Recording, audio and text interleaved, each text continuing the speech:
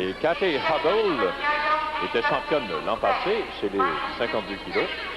Et allons voir si elle défendra son titre avec succès.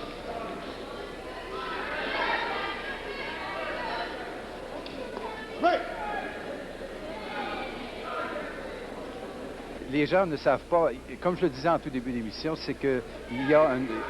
Je pense que ici pour aujourd'hui, je pense que c'est 1 minute de différence. Au lieu d'être 6, en finale, c'est 5. Voilà, il faut toujours être aux aguets, il faut toujours être prêt parce qu'une ouverture peut se créer en aucun temps pour pouvoir marquer un hippon.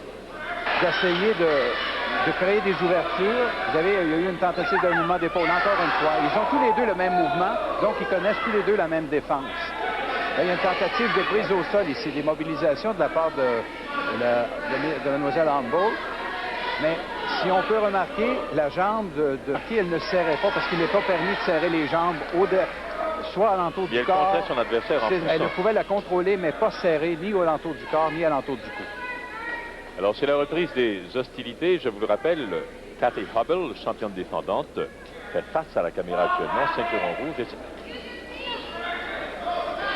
Encore ici, une tentative de mouvement d'épaule. Mais comme je le mentionnais... Kathy Hubble, qui l'emporte par décision des juges, conserve donc son titre chez les 52 kilos et est championne canadienne 1987.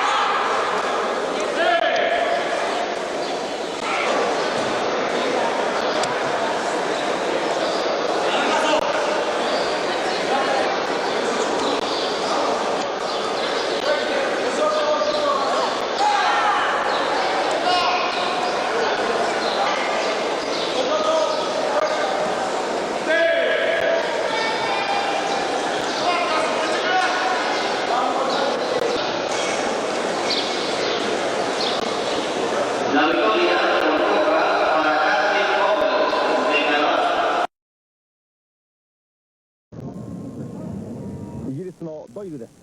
対するはカナダのハブル。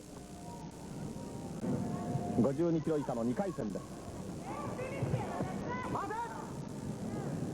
髪を長く三つ編みに一本にまとめているのはこちらカナダのハブル、新鋭17歳高校生です。こちらはもうおなじみ第1回大会の優勝者イギリスのドイルと山口とプロバット、この3人が52キロの以下の優勝候補ですけれども、この新鋭のカナダのハブルも侮ることはできません。上になっているのがハブルです。持ったところ両者ポイントなく互角に試合が進んでいます。さあドイルもこの辺りで一つ決めないと判定にもつれ込みますと本当に分からなくなります。2回戦でドイルが敗れるようなことになりますと3強の一角が崩れますがどうでしょうか。一本背負いに行きます。これも不十分。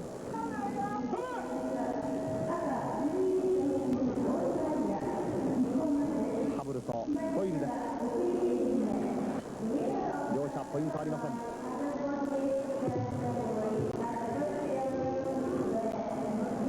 判定にもつれ込みます。判定は赤が2本上がりました。17歳のハブル、優勝候補のイギリスの強豪ドイルを破りました。ドイル敗れました。